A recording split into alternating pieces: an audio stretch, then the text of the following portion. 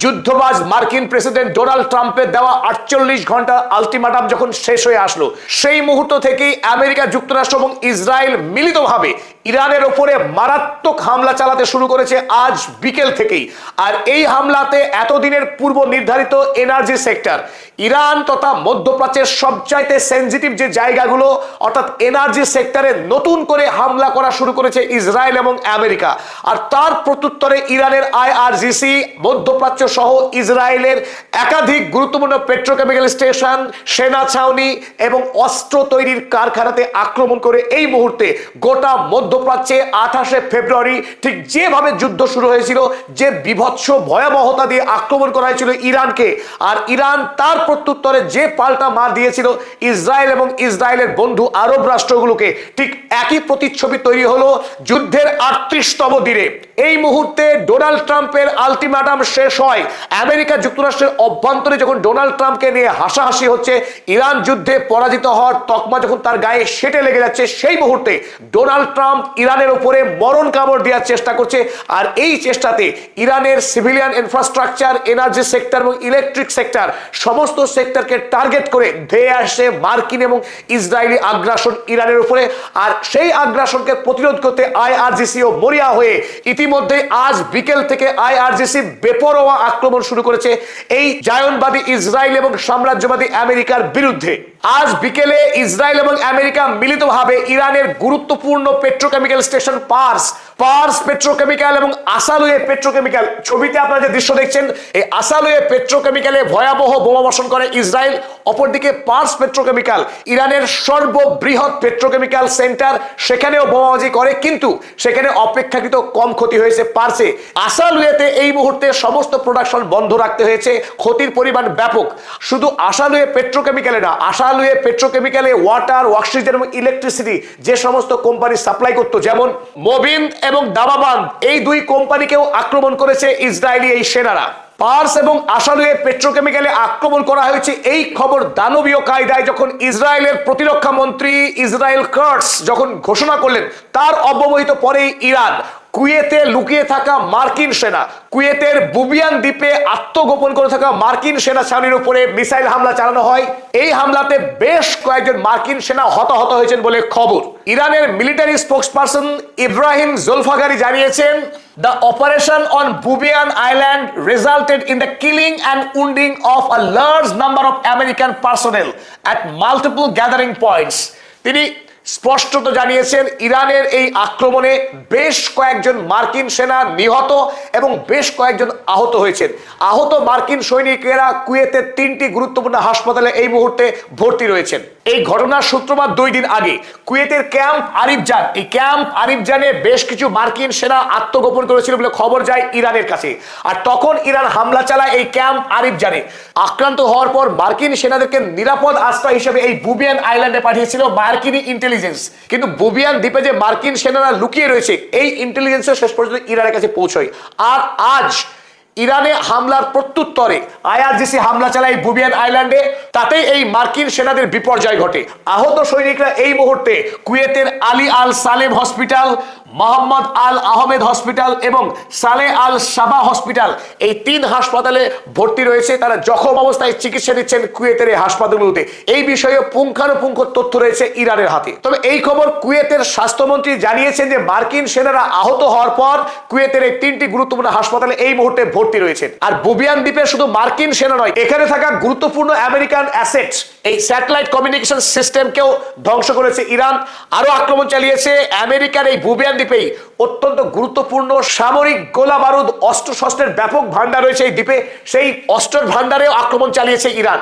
ফলে বুবিয়ান দ্বীপে আজ আমেরিকার বড় সড়ো ক্ষতি হয়েছে ইরানের এই আক্রমণের ফলে। অন্যদিকে অপর বড় খবর আপনারা আগেই শুনেছিলেন, যখন জেরাল্ড আর ফোর্ড এবং ইউএসএস আব্রাহাম লিঙ্কন ইরানি আইআরজিসি নেভাল ফোর্সের আক্রমণে বিধ্বস্ত হয়ে যখন পিছনে পালাতে বাধ্য হয়, সেই সময় ডোনাল্ড ট্রাম্প নতুন গল্প দিয়েছিল ইরানে স্থল অভিযান করবার। আর সেই লক্ষ্য নিয়েই ইউএসএস ত্রিপলি যুদ্ধ জাহাজ, যে যুদ্ধ জাহাজ হলো অ্যাম্ফিবিয়াস, জলে এবং স্থলে লড়াই করার উপযোগী সৈন্যবাহিনীকে নিয়ে এই ত্রিপলি জাহাজ, আপনারা ছবি দেখছেন ইউএসএস ত্রিপলি, এই ত্রিপলি যুদ্ধ জাহাজ নিয়ে ইরানের উদ্দেশ্যে রওনা দিয়েছিল। সেই ত্রিপলি যুদ্ধ জাহাজে আজ ইরান সফলভাবে আক্রমণ চালিয়েছে, একাধিক মিসাইল একযোগে হামলা চালিয়েছিল আজ এই ত্রিপলিতে।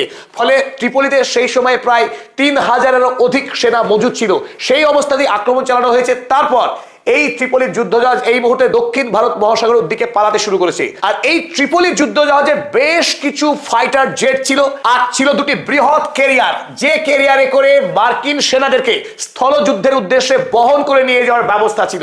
এই পুরো যুদ্ধজাহাজে ব্যাপক ক্ষয়ক্ষতি হয়েছে, মেরামতির উদ্দেশ্যে এই মুহূর্তে পালাচ্ছে দক্ষিণ ভারত মহাসাগর দিকে।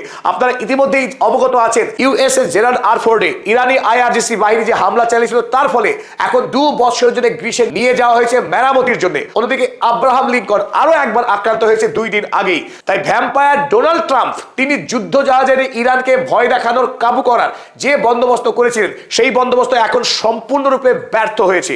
এই মুহূর্তে ইরান আক্রমণ চালাচ্ছে মধ্যপ্রাচ্যের বিস্তীর্ণ জায়গায়।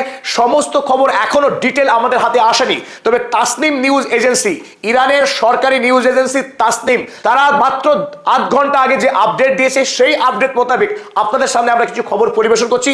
যদিও কোথায় কোথায় আক্রমণ হয়েছে প্রতিটি সেন্টারের এখনো নাম এবং ক্ষতির পরিমাণ বাইরে বেরিয়ে আসেনি। বেরিয়ে এলে আমরা ডিটেল খবর নিয়ে আবারও আপনাদের সামনে উপস্থিত হবো। তার আগে এই মুহূর্তে চটজলদি কিছু আপডেট আপনাদেরকে জানিয়ে রাখি। আজ সন্ধ্যা পর্যন্ত ইরান আক্রমণ করেছে multiple command operational and logistics bases. মধ্যপ্রাচ্যের আরব দেশগুলোতে আমেরিকা যে সমস্ত সেনা ছাউনি রয়েছে, যেখান থেকে তারা অস্ত্রশস্ত্র পরিবহন করে এবং আকাশপথে ইরানকে হামলা চালায়, এই ধরনের বেশ কিছু গুরুত্বপূর্ণ সেন্টারে আক্রমণ করেছে। আক্রমণ চালানো হয়েছে military industrial infrastructure of the US and the Zionist regime. America এবং ইসরায়েলের অস্ত্র কারখানা, বেশ কয়েকটি অস্ত্র কারখানাতে আক্রমণ করেছে আজ সন্ধ্যায়।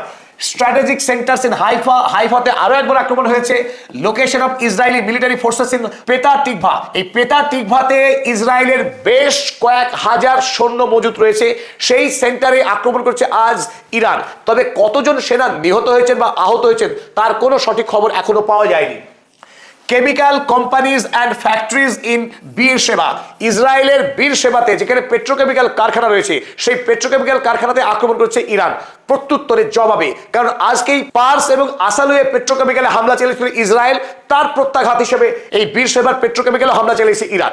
Joint drone production centre of the UAE and the Zionist regime, Israel এবং আরব আমিরাতের মিলিত ড্রোন কারখানাতে হামলা চালিয়েছে আজ সন্ধ্যাবেলায় ইরান। এবং আক্রমণ হয়েছে আলী আল সালেম এয়ারবেস, কুয়েতের আলী আল সালেম এয়ারবেসেও হামলা চালানো হয়েছে, যেখানে বেশ কয়েকটি মার্কিন ফাইটার জেট ধ্বংস হয়েছে বলে দাবি করেছে ইরান।